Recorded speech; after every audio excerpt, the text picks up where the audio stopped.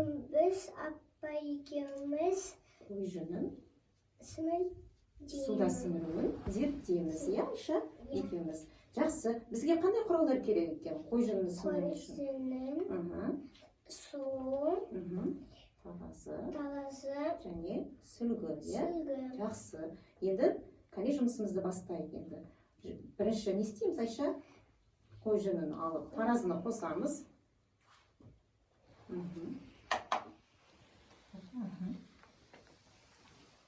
Қосамыз. Бізде қанша болды?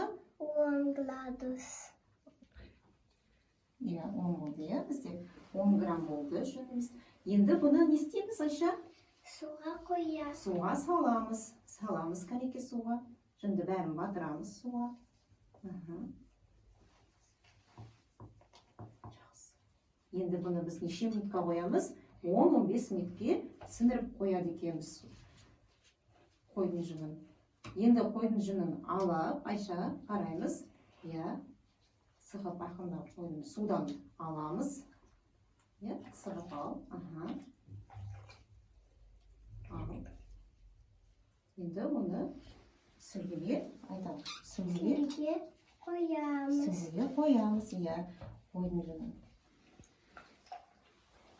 Қаншама суды сіңіріп алды, иә?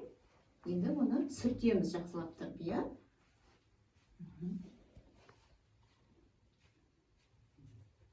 Сүртеміз. Енді бұны не істейміз, Айша? Таразыға қайтадан өлшейміз, иә? Қоямыз. Қане қоя ғой.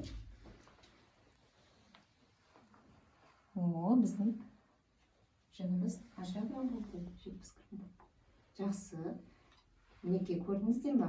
Біздің қойдың жүнін зерттегенде, біз қойдың жүні су сіңіргіш екен. Суымызды сіңіріп алды. Иә, Айша? Иә. Қойдың жүні суды жақсы сіңіреді екен. Бұл бізге оны жылы, жұмсақ, әрі таза жүн. Иә, бұл, иә, Айша? Айша, бүгінгі біздің тәжірибеміз ұнады ма? Иә, ұнады. Сау. Сау болыңдар.